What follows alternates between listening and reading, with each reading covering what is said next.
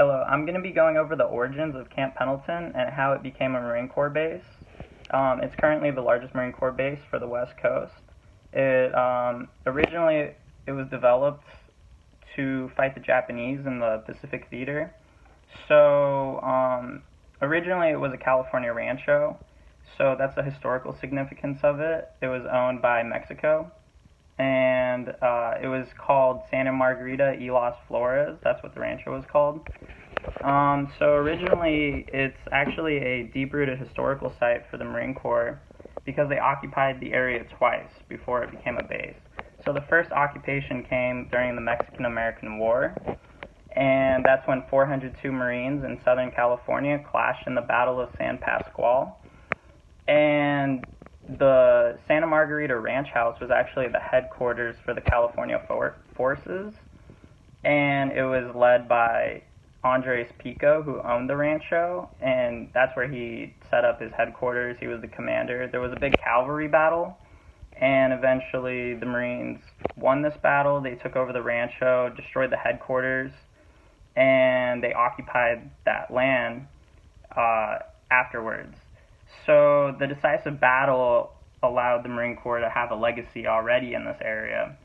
So they attach a heavy historical emphasis onto the battles and their military achievement. So the capture of the Rancho House symbolized American domination in Southern California and directly tied Marine combatants to this geographical location before it became a base. The occupation of the Rancho came a second time when, nearly 100 years later. And this was in March 1942. The United States Navy Department purchased 123,000 acres of the ranch to make it become Camp Pendleton, which is the region it is today. It has grown. It's 125,000 acres currently. So they preserved the original ranch house, the adjacent winery, and the bunkhouse. The next part is the political proponents and legislation that allowed it to become a Marine Corps base. So the U.S. government, through a Marine Corps general in Congress, laid the political foundations to legally acquire the land and allow it to be used for military use. So Major General Joseph Pendleton is what the base is named after, and he created Marine Corps bases throughout the West Coast, including San Diego, since 1924. He advocated for a large permanent base, but would not be granted this base until war broke out with Japan in World War II and Pearl Harbor occurred, and Congress moved quickly to occupy the land, purchase it, and one of the acts that allowed them to purchase this base is the Second War Powers Act of 1942, which was passed by the 77th Congress in March. So in Title II, it explains the legal acquisition and disposition for property for military uses. So this allowed Congress to directly acquire the land and use it and create a military base.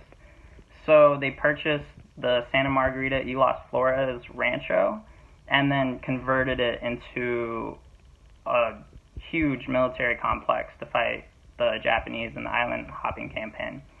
And then the last part is the geographical strategic importance. So why did they want this land? So they wanted the land that became Camp Pendleton because it was strategically important to the Marines. It was reflected in the creation of the topographical map, which was the Santa Margarita Peak map created by the U.S. War Department. And this allowed training exercises to occur in areas with high mountain ranges, lowlands, major roads, waterways, and more importantly, it had a beach, so it allowed amphibious assault.